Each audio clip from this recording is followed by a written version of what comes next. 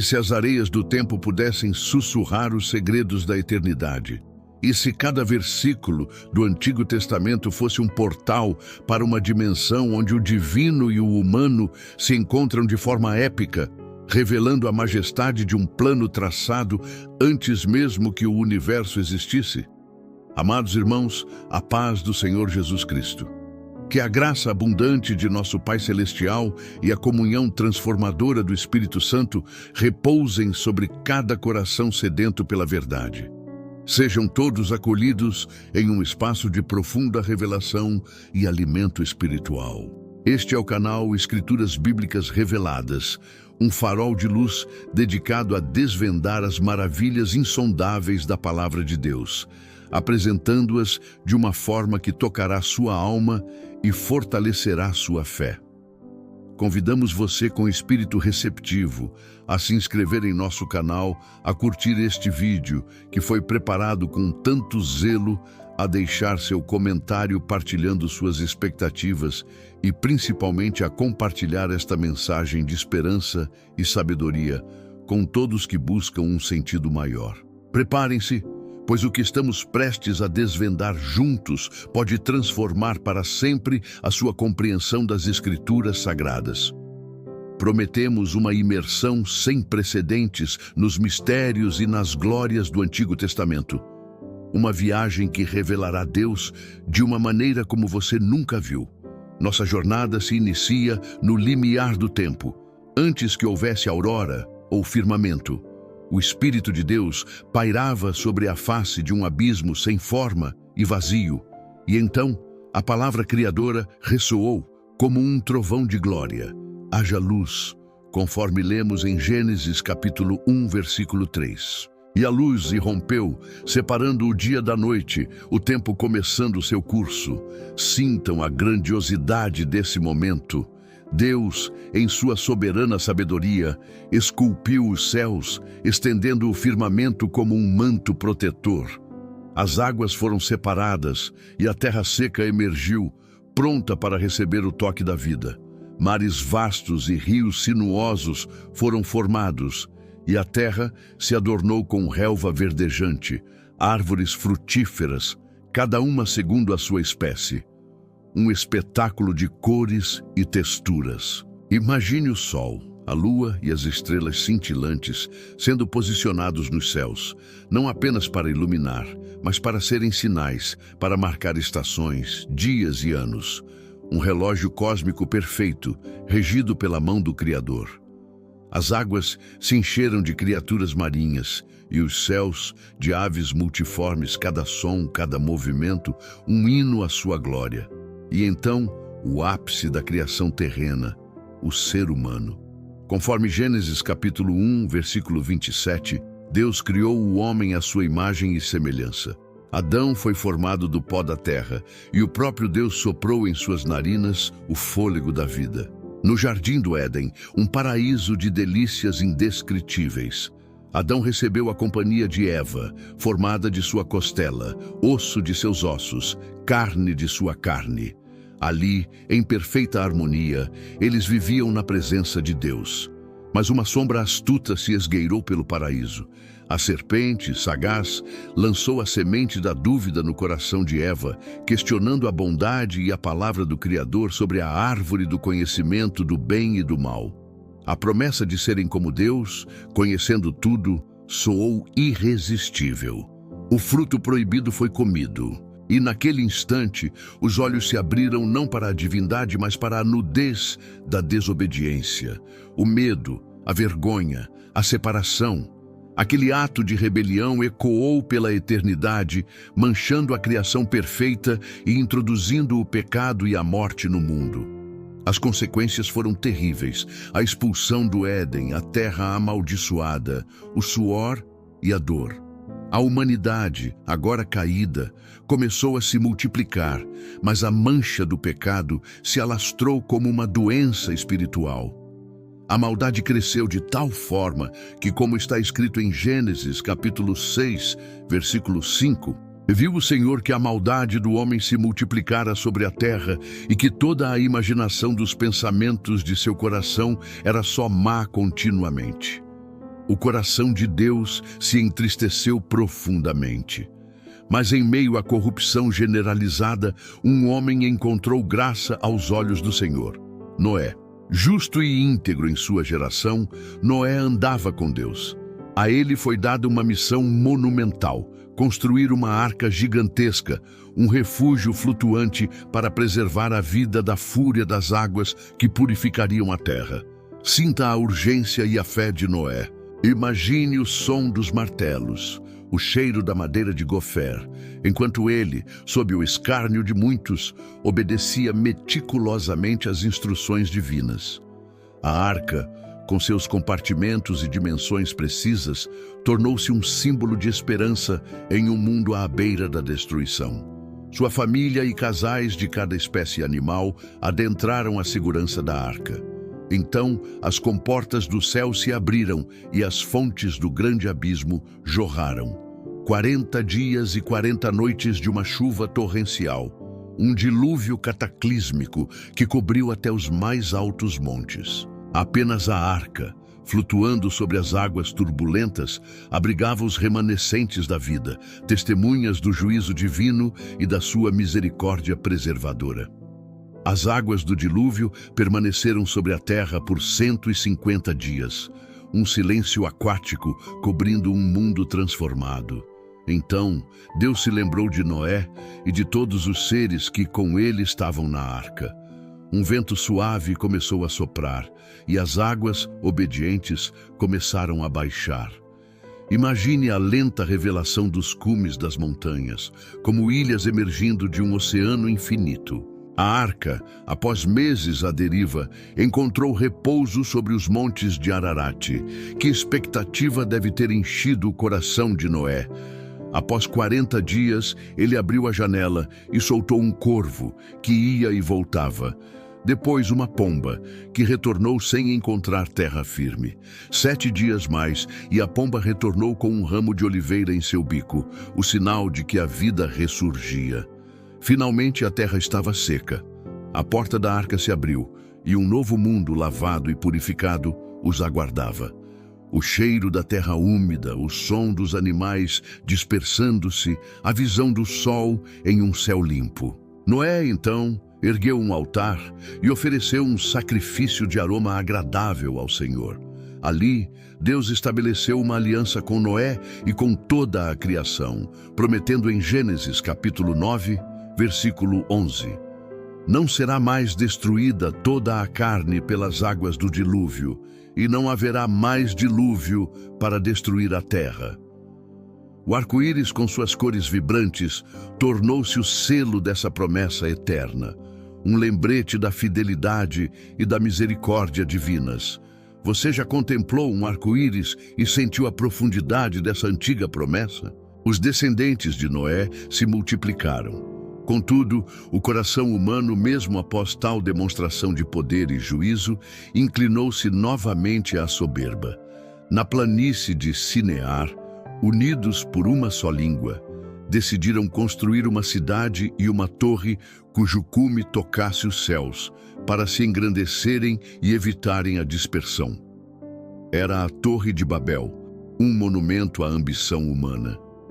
Como destaca o arqueólogo Rodrigo Silva, Babel representa a tentativa humana de alcançar o divino por seus próprios méritos, uma busca por autonomia que ignora a soberania de Deus. Mas o Altíssimo desceu para ver a obra dos filhos dos homens, e em sua sabedoria confundiu-lhes a linguagem.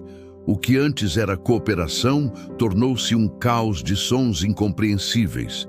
A construção cessou, e dali foram espalhados por toda a face da terra.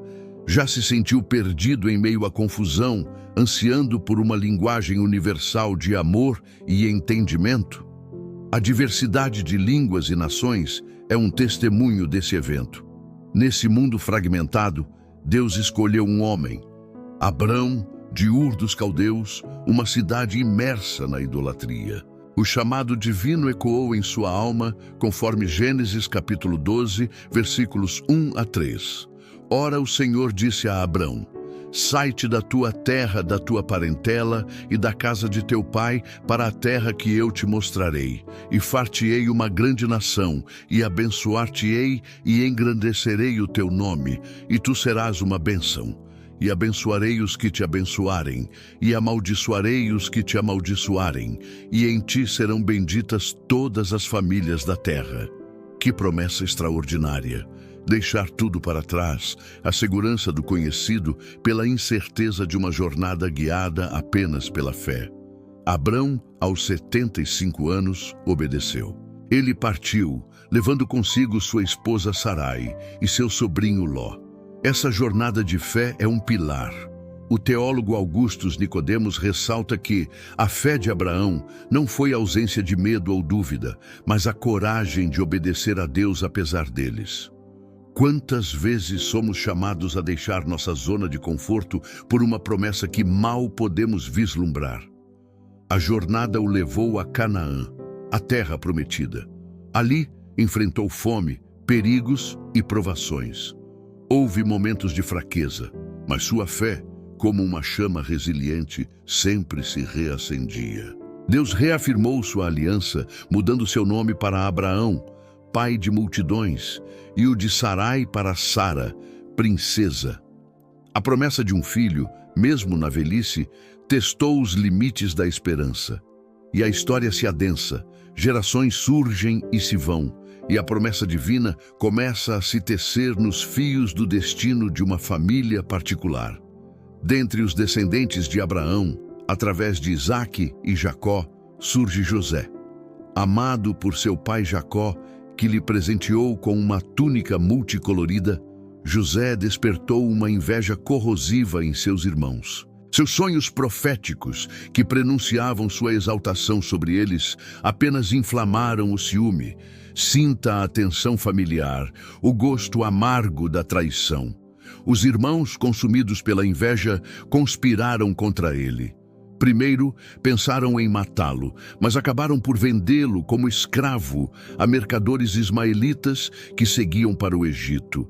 Mergulhado em um poço de desespero e depois arrancado para uma terra estranha, despido de sua túnica, de sua identidade, de sua liberdade. O que sustentaria a fé de um jovem em tal abismo de sofrimento? Os desígnios de Deus são, por vezes, misteriosos e dolorosos em seu desdobrar inicial.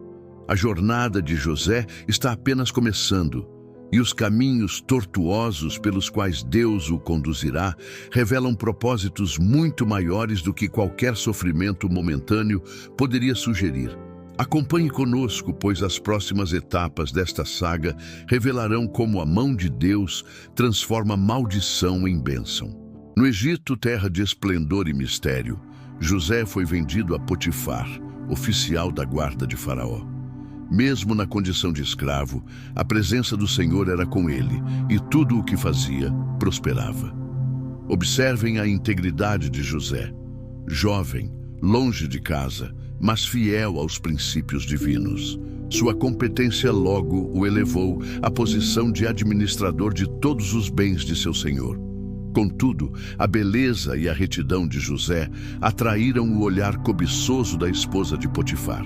Diante de suas investidas insistentes, José resistiu, declarando em Gênesis, capítulo 39, versículo 9: Como, pois, faria eu este tamanho mal e pecaria contra Deus? A recusa, porém, transformou o desejo dela em fúria.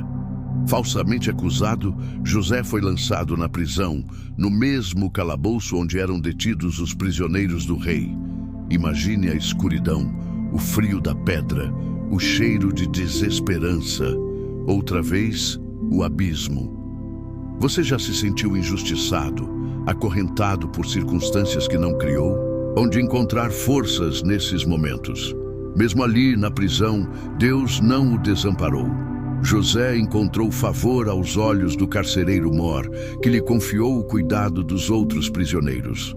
Sua habilidade de interpretar sonhos, um dom divino, começou a se manifestar. 2 servos de Faraó, o copeiro Mor e o padeiro Mor, tiveram sonhos enigmáticos. José, com sabedoria celestial, revelou-lhes o significado. restauração para o copeiro, morte para o padeiro. Tudo aconteceu como predito.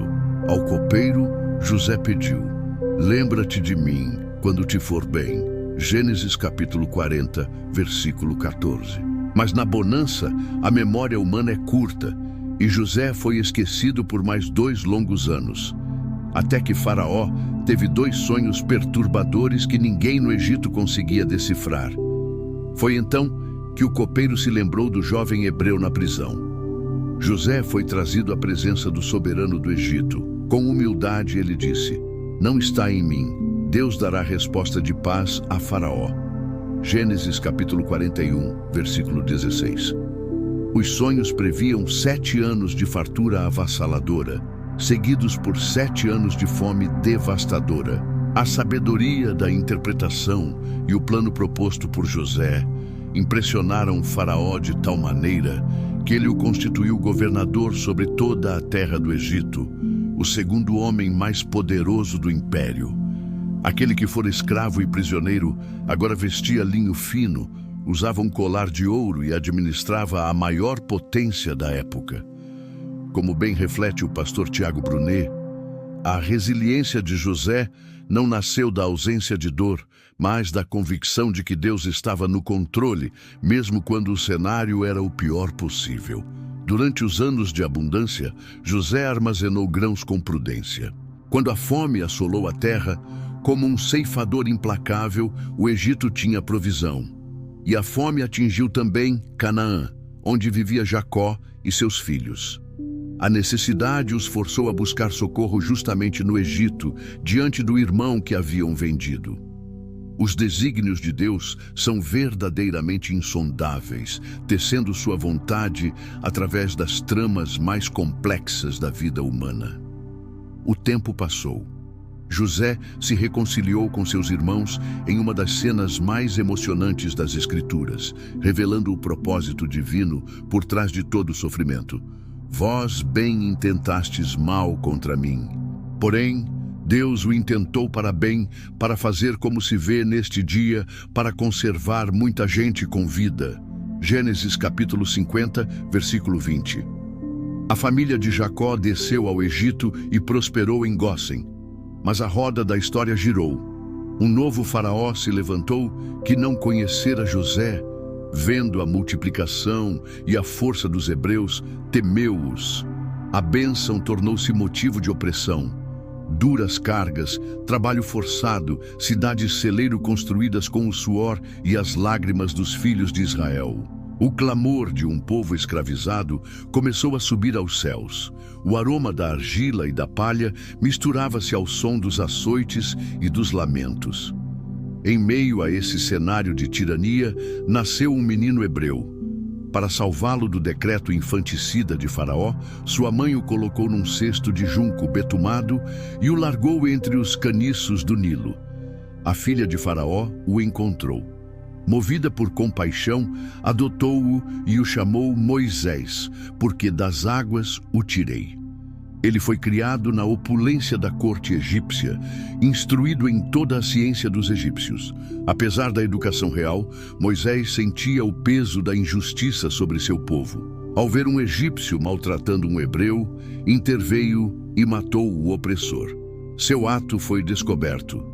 Temendo por sua vida, fugiu para a terra de Midian, um príncipe transformado em pastor de ovelhas no deserto. Alguma vez, Deus te chamou para uma tarefa que parecia grande demais. Após um período de aparente fracasso ou exílio, 40 anos se passaram. No Monte Horebe, a montanha de Deus, algo extraordinário aconteceu. Uma sarça ardia em fogo, mas não se consumia. Dentre as chamas, a voz do Deus de Abraão, de Isaque e de Jacó chamou: Moisés, Moisés. Êxodo, capítulo 3, versículo 4. Ali, Deus se revelou como o grande Eu Sou e comissionou Moisés para uma tarefa monumental: retornar ao Egito e libertar seu povo da escravidão. A relutância de Moisés era palpável, suas desculpas humanas, mas a promessa divina era firme: eu serei contigo. Êxodo capítulo 3, versículo 12. O confronto com Faraó seria inevitável, e o poder de Deus se manifestaria de formas espantosas, pois a libertação de Israel estava decretada nos céus. O palco está montado para um dos maiores embates entre a vontade divina e a teimosia humana. Moisés e Arão apresentaram-se diante de Faraó, transmitindo a ordem divina: "Deixa ir o meu povo." Mas o coração do rei egípcio endureceu-se como pedra. Então, o poder de Deus desabou sobre o Egito em 10 pragas terríveis. As águas do Nilo transformaram-se em sangue. Rãs, piolhos e moscas cobriram a terra. Peste nos animais, úlceras nos homens, chuva de pedras e fogo, gafanhotos devoradores, trevas palpáveis.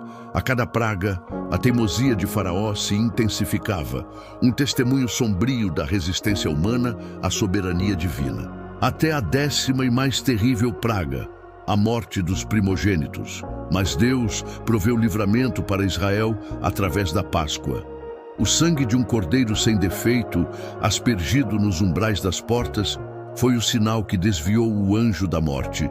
Naquela noite, enquanto o Egito chorava seus mortos, Israel partiu apressadamente, liberto após 430 anos de cativeiro. O que você faria se visse o poder de Deus agindo de forma tão espetacular para sua libertação? Mas a provação não terminara. O exército de Faraó, em fúria arrependida, perseguiu os hebreus até as margens do Mar Vermelho. Encurralados, o pânico tomou conta do povo. Mas Moisés bradou: "Não temais, estai quietos e vede o livramento do Senhor." Êxodo capítulo 14, versículo 13. Então Deus ordenou a Moisés que estendesse seu cajado, e as águas do mar se dividiram, formando muralhas líquidas. Israel atravessou em terra seca. Quando os egípcios tentaram seguir, as águas retornaram, sepultando o orgulho e o poder do Egito, uma vitória retumbante da fé sobre a tirania. No deserto, Deus sustentou seu povo com o maná, pão do céu, e com água da rocha. No Monte Sinai, em meio a trovões, relâmpagos e uma densa nuvem, Deus entregou a Moisés os 10 mandamentos, a base de sua santa lei. Uma aliança foi firmada, e Israel tornou-se o povo escolhido de Deus, chamado à santidade e à obediência. O teólogo Augustus Nicodemos observa que a lei não foi dada como meio de salvação, mas como um guia para o povo redimido, revelando o caráter santo de Deus e a necessidade de um Salvador. Após 40 anos de peregrinação, uma nova geração, liderada por Josué, conquistou a terra prometida, Canaã. Batalhas foram travadas, cidades caíram e a terra foi repartida entre as 12 tribos. Seguiu-se o período dos juízes, líderes levantados por Deus em tempos de crise e apostasia. Então, o povo desejou um rei, como as outras nações. Saul foi o primeiro, ungido, mas desobediente. Depois veio Davi, um pastor segundo o coração de Deus, guerreiro valente, poeta e músico. Ele unificou o reino, estabeleceu Jerusalém como capital e recebeu a promessa de uma dinastia eterna, da qual viria o Messias. Salomão, seu filho, construiu o templo com sabedoria e esplendor, mas sua idolatria tardia semeou a divisão do reino em Israel, norte, e Judá, sul. Séculos se seguiram, marcados pela infidelidade de muitos reis e do povo. Mas Deus, em sua longanimidade, enviou profetas: Elias, Eliseu, Isaías, Jeremias, Ezequiel, Daniel e tantos outros. Vozes que clamavam no deserto da desobediência, denunciando o pecado, chamando ao arrependimento e, crucialmente, apontando para a esperança vindoura. Isaías, em seu capítulo 53, pintou um retrato vívido do servo sofredor, o Messias que levaria sobre si as nossas dores. Miqueias profetizou seu nascimento em Belém. Os profetas mantiveram acesa a chama da promessa. O Antigo Testamento, com suas narrativas épicas, suas leis, sua poesia e suas profecias, é a história da paciente e redentora mão de Deus guiando a humanidade, apesar de suas falhas, em direção a um clímax glorioso, a vinda do Salvador. Cada história, cada personagem, cada aliança aponta para Jesus Cristo. Amados, esta jornada pelo Antigo Testamento nos revela um Deus santo, justo, misericordioso e fiel. Ele nos chama à vigilância espiritual, a examinarmos nossos corações e a nos entregarmos completamente à sua vontade soberana. A história não terminou. Ela continua em cada um de nós que responde ao seu chamado. Se você sente em seu coração o toque do Espírito Santo, se reconhece a necessidade de um Salvador que pode perdoar seus pecados e lhe dar uma nova vida, convidamos você a aceitar Jesus Cristo como seu Senhor e Salvador neste momento. Abra seu coração e confesse-o com seus lábios. Procure uma igreja próxima, um lugar onde a palavra de Deus é pregada com fidelidade, e comece a congregar. Cresça na graça e no conhecimento de nosso Senhor. Agradecemos imensamente por sua companhia nesta jornada. Se este conteúdo tocou sua alma, pedimos com gentileza que se inscreva no canal Escrituras Bíblicas Reveladas. Curta este vídeo e compartilhe esta mensagem de fé e esperança.